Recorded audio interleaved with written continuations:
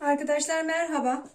Size kuzu kulağı otundan yoğurt nasıl mayalanır onun tarifini anlatacağım. Onun için öncelikle topladığım bir demet kadar kuzu kulağı otunu iyice yıkadım. Sularını süzdürdüm.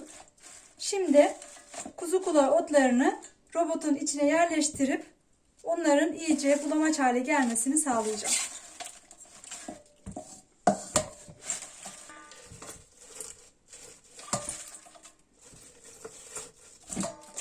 Kuzu kulağı otundan yoğurt mayalanır mı diye soranlar olursa bu videoda onlara cevap vermiş olacağım. Maydanozu eğer robotta kıyıyorsanız onun gibi bir şey. Fakat çok sulu olmadığı için kuzu kulağı otu biraz zorlandı. Bunun yerine küçük küçük kıyıp havanda da ezebilirsiniz. Bir çay poşetinin içine robotta çekmiş olduğum kuzu kulağı otlarını dolduracağım.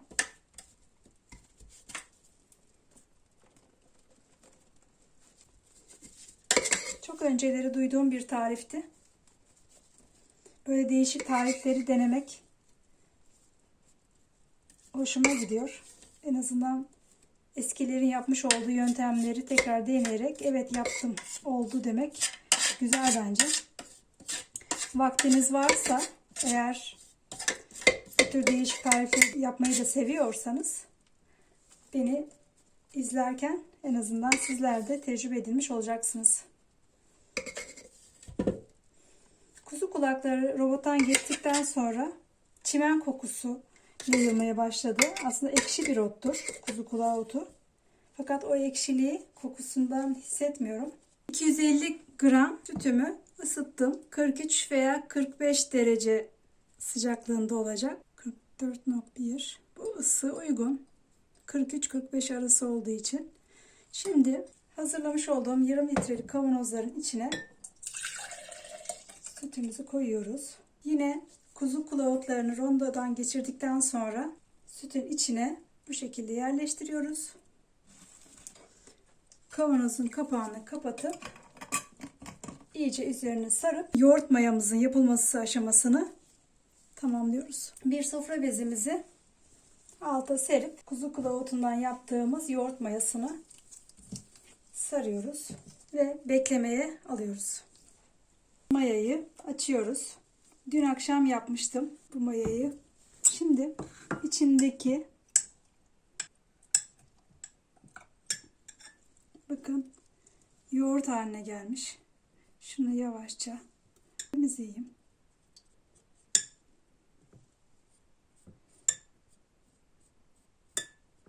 ...15 saat civarında kuzu kulağını sütün içinde beklettim. Bu şekilde yoğurt mayasını elde etmiş oldum. Tadına da bakmak istiyorum. İlk defa yapıyorum bu işi. Aynı yoğurt. Bu iş bence oldu. Yoğurt mayamı bu şekilde elde etmiş oldum. Dünden kalan 750 gram kadar sütüm vardı. O sütü ılıtıp yoğurt mayalayacağım, kıvama getireceğim.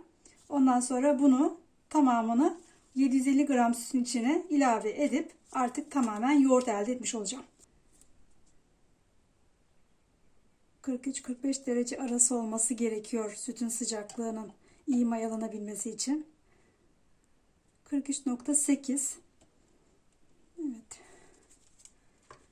Şimdi kuzu kulağından elde etmiş olduğum yoğurt mayasını gördüğünüz gibi bakın şu kıvamda.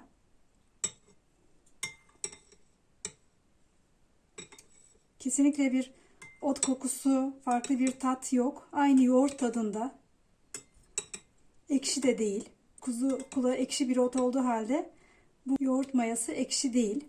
Şimdi sütümüzden bir parça buraya alıp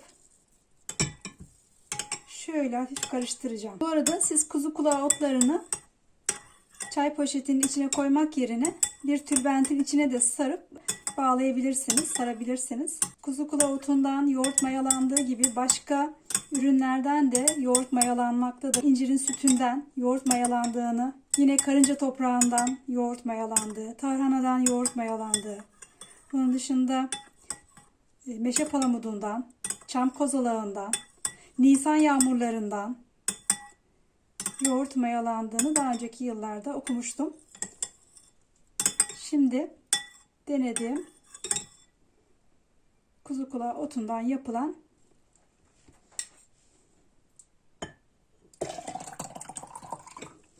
kavanozumu iyice yine karıştırıp